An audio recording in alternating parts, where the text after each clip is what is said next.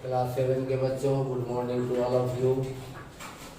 आज हम लोग बात करेंगे चैप्टर 5 के बारे में, एसिड बेस एंड साल्ट। ये केमिस्ट्री है, विज्ञान का एक अलग विभाग है। केमिस्ट्री 3 पार्ट होते हैं साइंस में, केमिस्ट्री, फिजिक्स एंड बायोलॉजी। इसका केमिस्ट्री है ये।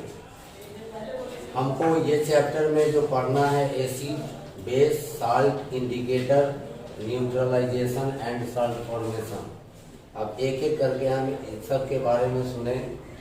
एसिड वह पदार्थ है जो स्वाद में खट्टा होता है, नीले लिटमस पेपर को लाल कर देता है, मेटल से अभिक्रिया करके हाइड्रोजन गैस बनाता है। ये 3 कैरेक्टर याद रखना है हमेशा। Acid are those substance which is sour in taste, turn blue litmus paper into red and react with metal to produce hydrogen gas। माने ऐसा एक पदार्थ है ये केमिस्ट्री में जो स्वाद में खट्टा है, नीले लिटमस पेपर को लाल कर देता है और मेटल से अभिक्रिया करके हाइड्रोजन गैस देता है। ये है एसिड का कैरेक्टर। एसिड कई तरह के हैं। कुछ एसिड ऐसे भी हैं जिसको हम लोग खाते हैं, जैसे लैक्टिक एसिड आपने सुना होगा, दही में पाया जाता है। ऑक्जेलिक एसिड पालक और टमाटर में पाया जाता है। साइट्रिक एसिड नींबू में पाया जाता है। तो ये सारे एसिड हैं। आप सबका स्वाद सीखे होंगे, सबको देखा होगा कि खट्टा होता है, चाहे वो दही हो, चाहे वो नींबू का रस हो, चाहे इमली का रस हो, ये सब स्वाद में खट्टे होंगे। और लिटमस पेपर भी आप लोगों ने देखा होगा। अगर आप उसमें नीले रंग का लिटमस पेपर डालेंगे तो उसका कलर लाल हो जाता है। ये है एसिड का कैरेक्टर। एसिड 2 तरह का होता है, एक ऑर्गेनिक और दूसरा इनऑर्गेनिक। इनऑर्गेनिक एसिड को हम लोग मिनरल एसिड भी कहते हैं। वो मिनरल एसिड है, खनिज से प्राप्त होता है। खनिज से प्राप्त होने वाला एसिड बहुत स्ट्रांग होता है। उस एसिड का इस्तेमाल हम लोग खाने पीने में नहीं करते हैं। उस एसिड का इस्तेमाल कुछ और काम में होता है। जैसे आपकी किताब में भी और एक जनरल है, 3 गो एसिड है। एक का नाम है HCl, जिसको हम लोग कहते हैं हाइड्रोक्लोरिक एसिड। दूसरे का नाम है H2SO4, जिसको हम लोग कहते हैं सल्फ्यूरिक एसिड। और तीसरा है HNO3, जिसको हम लोग कहते हैं नाइट्रिक एसिड। तो ये 3 एसिड है, ये तीनों का तीनों मिनरल कहलाएगा। इसका नाम है हाइड्रोक्लोरिक। आपकी किताब में ये लिखा हुआ है हाइड्रोक्लोरिक। इसको कहते हैं सल्फ्यूरिक एसिड और इसको कहते हैं नाइट्रिक एसिड। तो ये 3 एसिड जो है, ये तीनों का तीनों मिनरल एसिड कहलाएगा। और इसको हम लोग स्ट्रॉन्ग भी कह सकते हैं, यानी कि बहुत कड़े हो जाए। अगर शरीर पर गिर जाए, कपड़े पे गिर जाए, तो ये कपड़े को जला देगा, त्वचा को जला देती है। इसी एसिड को कहा जाता है मिनरल एसिड। और एक एसिड वो है जो हम लोग खाने पीने में इस्तेमाल कर रहे हैं। उस एसिड का भी हम लोग उदाहरण दिया। साइट्रिक एसिड है, लैक्टिक एसिड है दही में, नींबू में साइट्रिक एसिड है, टर्मेरिक एसिड है। तो ये सारे के सारे एसिड खाने वाले हैं। स्वाद में तो ये भी खट्टे हैं। नीले लिटमस पेपर को ये भी लाल कर देंगे, लेकिन ये वीक नेचर का है, कमजोर एसिड माना जाएगा।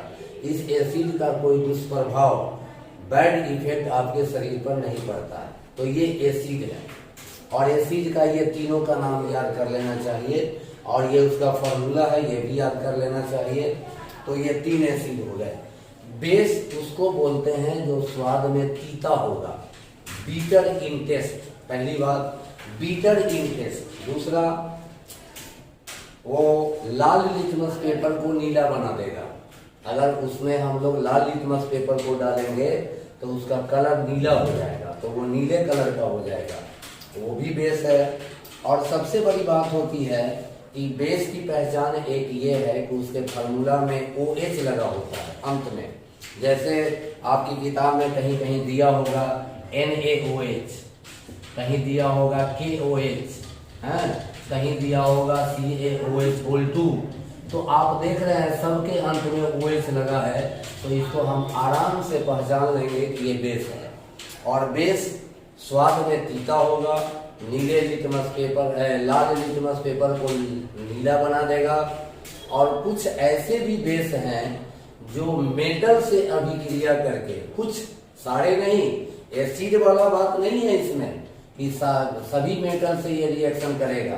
कुछ ऐसे बेस हैं और कुछ ऐसा मेटल है जो आपस में रिएक्शन करके हाइड्रोजन गैस बनाता है। जैसे जिंक की बात किया जाए, जस्ता Zn, जिंक को हम लोग Zn से लिखते हैं, तो जिंक जो है वो ऐसा ही है मेटल।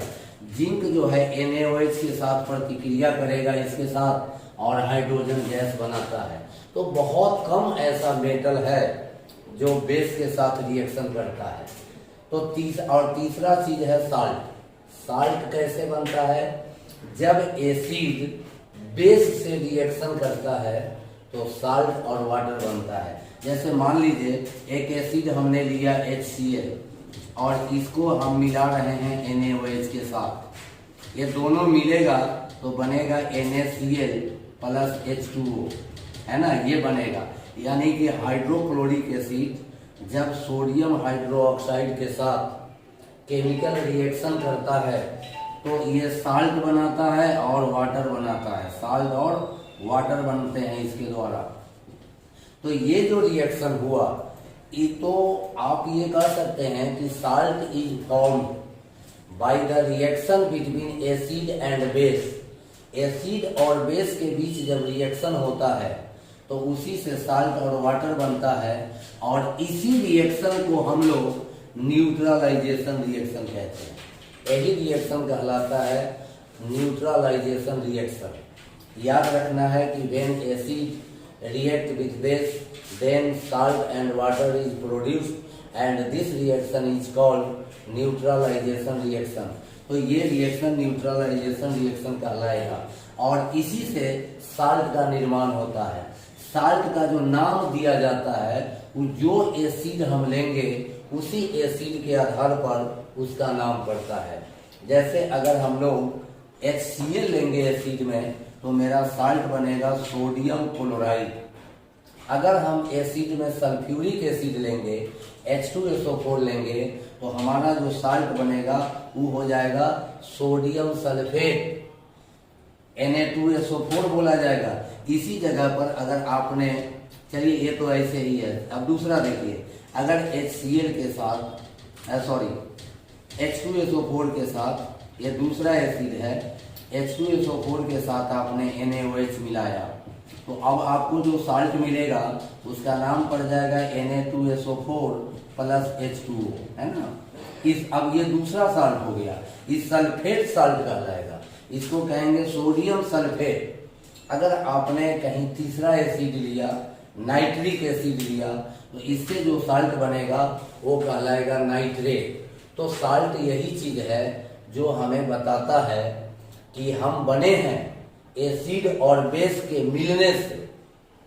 एसिड और बेस के मिलने से ही साल्ट बनता है, और साल्ट का नाम जो एसिड लेते हैं उसी के आधार पर उसका नाम डाला जाता है कि ये है वो एसिड और ये बना इसका साल्ट। तो आपने एसिड का, बेस का और साल्ट का जनरल बात जो थी वो बताया गया, और इसको आपको याद रखना है। कुछ एसिड का उदाहरण भी दिया है आपको। ये सब तो बहुत स्ट्रॉन्ग एसिड माना जाएगा। ये सब एसिड हमारे लिए खतरनाक है। इस एसिड से हमारे हाथ पांव जल सकते हैं, कपड़े जल सकते हैं, कागज में आग लग जा सकती है। ये सब का इस्तेमाल बहुत सावधानी से करना पड़ता है। लेकिन कुछ एसिड हम लोग खाते पीते भी रहते हैं, जैसे साइट्रिक एसिड है ना, लैक्टिक एसिड है दही में, जो आपने सुना होगा।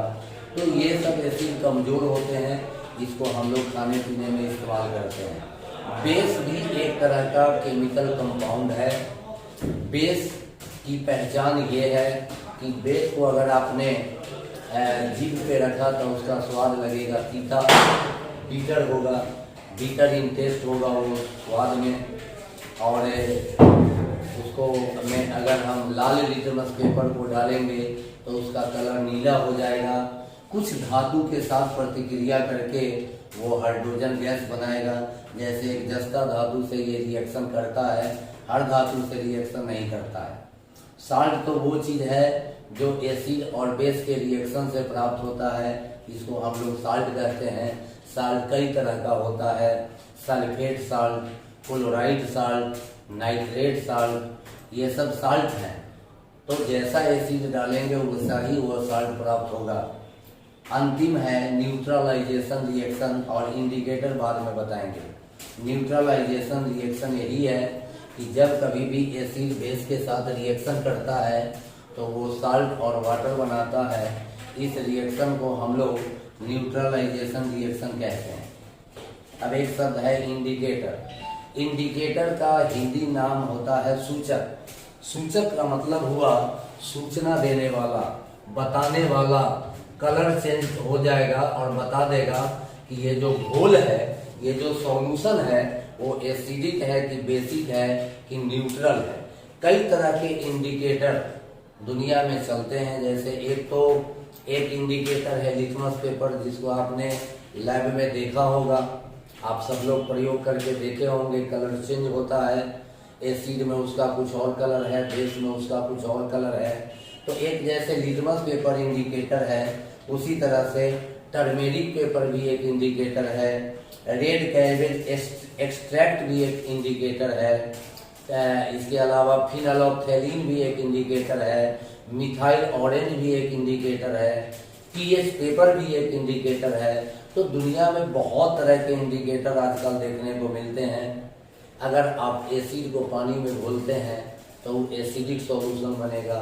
अगर आप बेस को पानी में घोलते हैं तो बेसिक सॉल्यूशन बनेगा। और अगर आप किसी साल्ट को पानी में घोलते हैं तो न्यूट्रल सॉल्यूशन बनेगा। उस सॉल्यूशन पर लिटमस पेपर का कोई प्रभाव नहीं पड़ेगा, तो उसको हम कहेंगे न्यूट्रल सॉल्यूशन।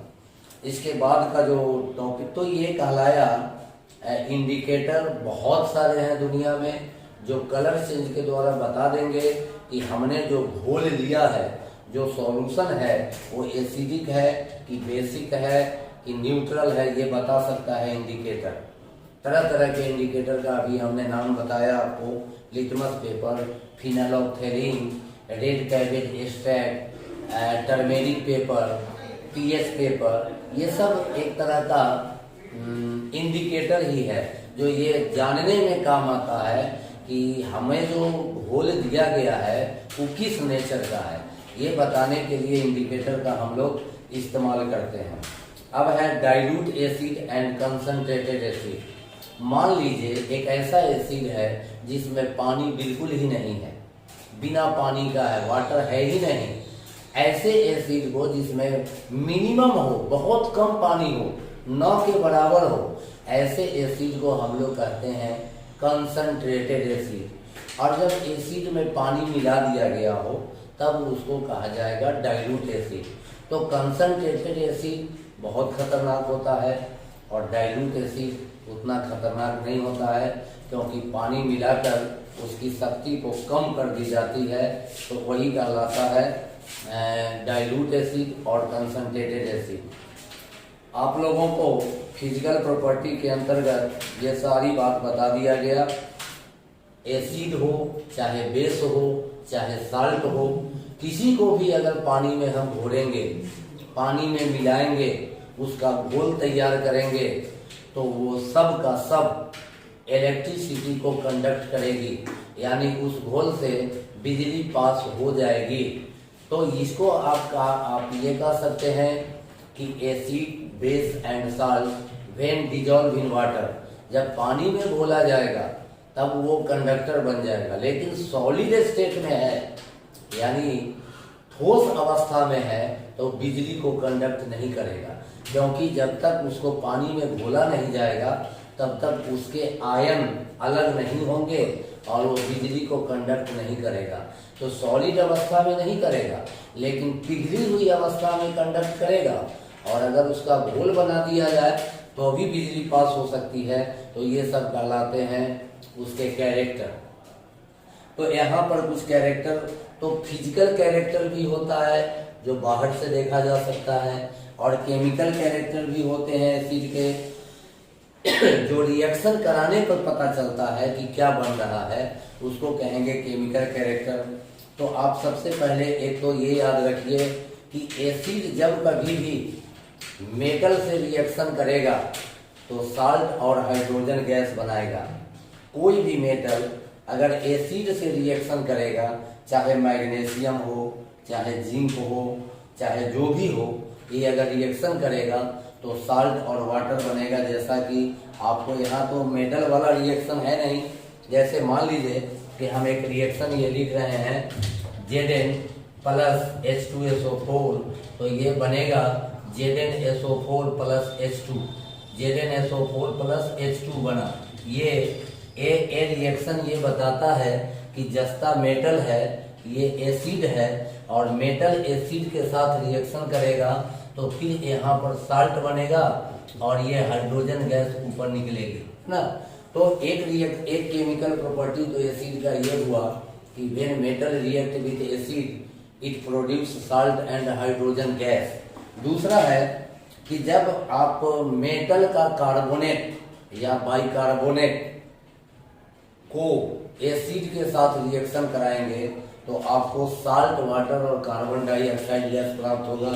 जैसे इसका एक उदाहरण देखिए, CaCO3 है, इसको हम लोग कहते हैं कैल्शियम कार्बोनेट, ए भी एक तरह का साल्ट है, और इसको अगर आप HCl से प्रतिक्रिया कराएंगे तो बनेगा CaCl2 plus H2O plus CO2।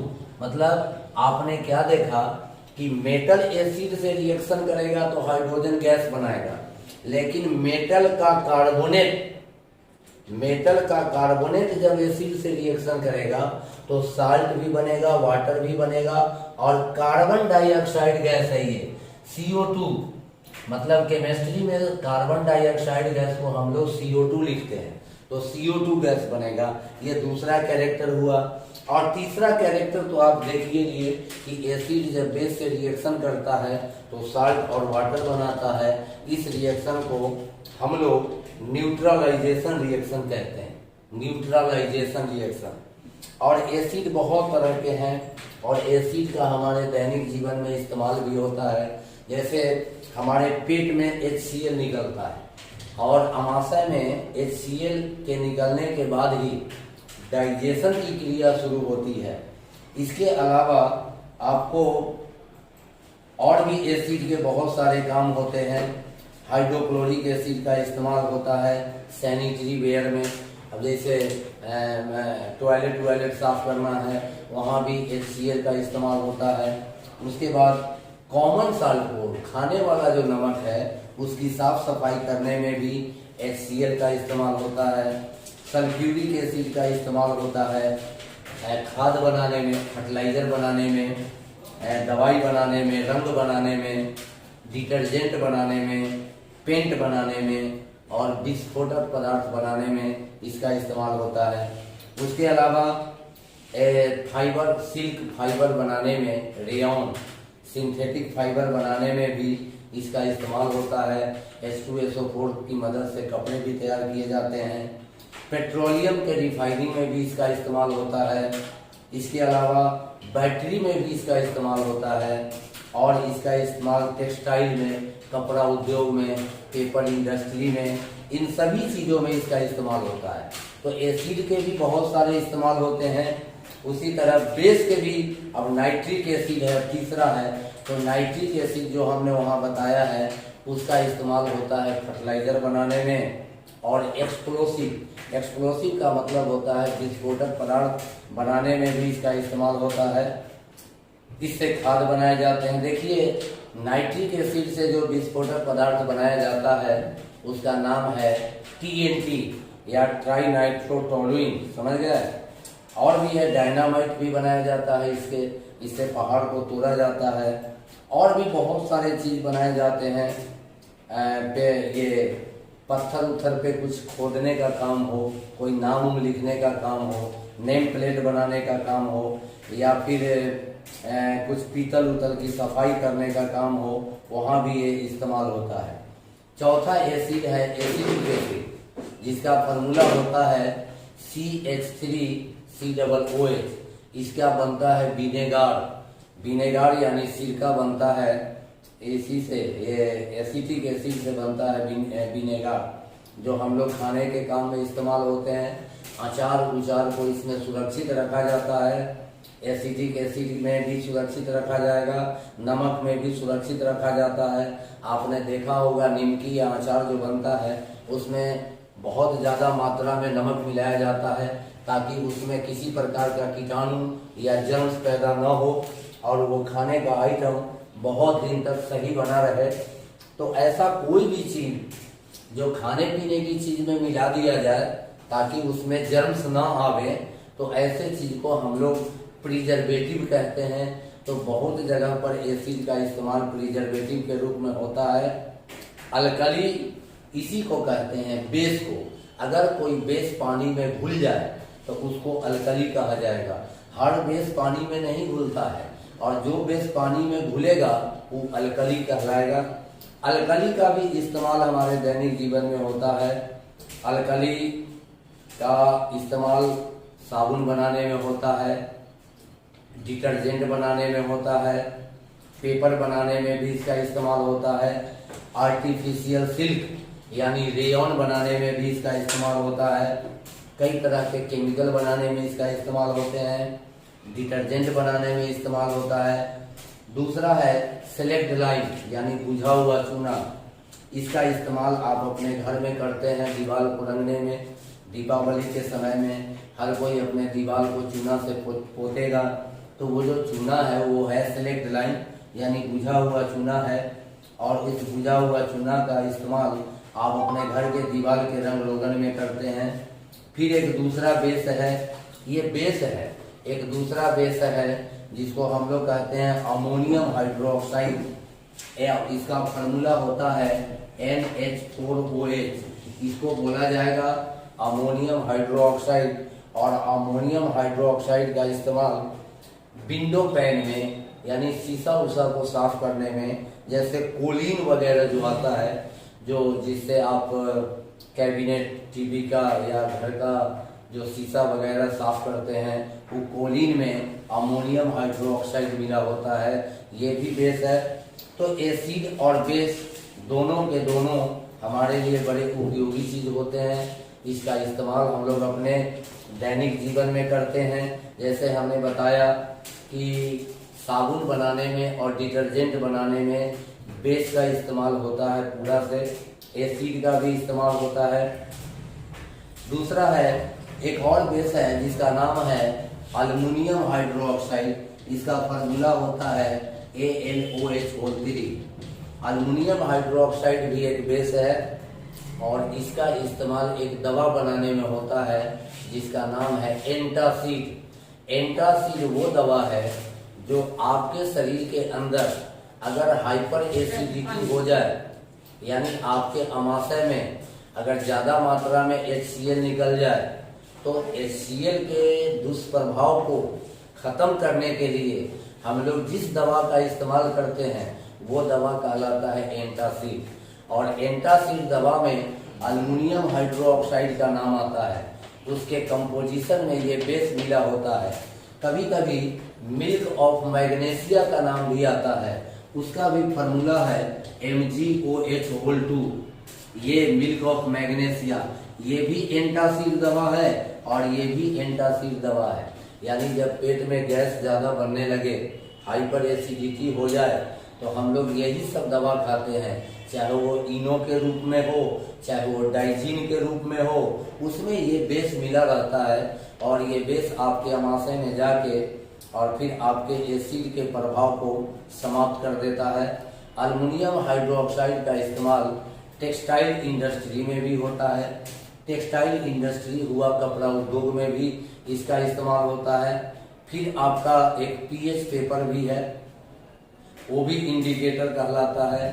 PH paper हम लोगों के लैब में भी है, 1 से 14 कलर तक बना हुआ है। उसमें आपको पीएच पेपर पर जैसा कलर पड़ेगा उस कलर का आप उस टेबल से मिलान करेंगे, जैसा अंक आएगा वही सॉल्यूशन होगा।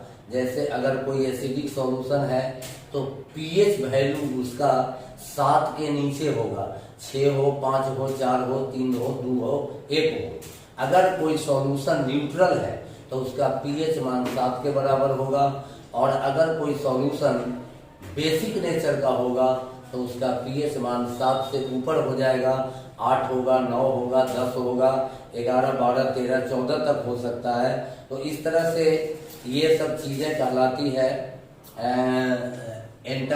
एंटासिड दवाई, और acidic solution, basic solution, indicator, neutralisation reaction और साल्ट फॉर्मेशन। तो ये सारी चीजें हमारे दैनिक जीवन में इस्तेमाल होती है। जैसे हम लोग खाते हैं नमक, जो खाने वाला नमक है उसका नाम है सोडियम क्लोराइड, NaCl बोला जाता है। ये NaCl बोला जाता है, सोडियम क्लोराइड। ये नमक है खाने वाला, ये भी एक तरह का साल्ट है। और इस साल्ट से कितना चीज बनाया जाता है, इस साल्ट से बेस भी बनाए जाते हैं, इस साल्ट से कपड़ा धोने वाला सोडा बनाया जाता है जिसको वॉशिंग सोडा बोलते हैं, इस साल्ट से खाबर सोडा तैयार किया जाता है। तो बहुत सारे उपयोगी चीजें इसके द्वारा बनाई जा सकती है। अब इसके बाद जो अंतिम चीज है और उसका यूज है, जैसे सोडियम क्लोराइड हमने बोला, नमक, ये नमक भी एक तरह का प्रिजर्वेटिव है, क्योंकि आप जानते हैं निमकी बनाया जाता है नमक में डाल के। चीनी का चाशनी भी एक तरह का प्रिजर्वेटिव है, मुरब्बा बनाया जाता है उसमें। आपको ये पता होना चाहिए कि मुरब्बा चाशनी में तैयार होता है, तो उसमें किसी तरह का माइक्रो ऑर्गेनिज्म या किसी तरह का जर्म्स या कीटाणु उस पर असर नहीं करते हैं, और ये खाने पीने की चीज लंबे दिनों तक, काफी दिनों तक सुरक्षित रहता है। तो ऐसा कोई भी चीज जो खाने पीने के आइटम में मिला दिया जाए और वो आइटम बहुत दिन तक ठीक बना रहे, खाने के लायक बना रहे, तो ऐसे केमिकल को हम लोग कहते हैं प्रिजर्वेटिव। कई तरह के प्रिजर्वेटिव भी हैं संसार में। एसिटिक एसिड या सिरका या विनेगर, ये भी प्रिजर्वेटिव है। लेमन जूस, ये भी प्रिजर्वेटिव होता है। एसिड का भी इस्तेमाल किया जाता है प्रिजर्वेटिव के रूप में, बेस का भी इस्तेमाल किया जाता है प्रिजर्वेटिव के रूप में, और साल्ट का भी इस्तेमाल किया जाता है प्रिजर्वेटिव के रूप में। अब आइटम क्या है वो तो उस पर निर्भर करता है कि इसमें कौन सा प्रिजर्वेटिव मिलाया जाएगा ताकि ये लंबे समय तक सुरक्षित रहे। एसिटिक एसिड एक प्रिजर्वेटिव के रूप में इस्तेमाल होता है। तो ये सब चीजें कहलाती है प्रिजर्वेटिव। और एसिड हमें यही जानना है, इसमें कुछ एसिड क्या होते हैं, एसिड के क्या लक्षण होते हैं, कुछ एसिड के नाम याद कर लेने हैं। बेस क्या होता है, बेस किसको कहते हैं, उसका क्या कैरेक्टर होता है, बेस की क्या उपयोगिता है, बेस का इस्तेमाल हम किस काम में करते हैं वो जान लेना है। साल्ट क्या होता है, जैसे बेस का इस्तेमाल अभी अभी बताया गया कि एंटासिड दवाई बनाने में होता है। जब आपको हाइपर एसिडिटी हो जाए, यानी कि आपके आमाशय में अम्ल की मात्रा ज्यादा निकल गई हो, आपको पेट में दर्द हो रहा हो, जलन हो रहा हो, खट्टे ढेकार आ रहे हो, खाने की इच्छा नहीं हो रही हो, इंडाइजेशन हो रहा हो, भोजन ठीक से पच नहीं रहा हो, तो ऐसे हालत में लोग एंटासिड दवाई का इस्तेमाल करते हैं। वो एंटासिड दवाई बेस से ही बनता है।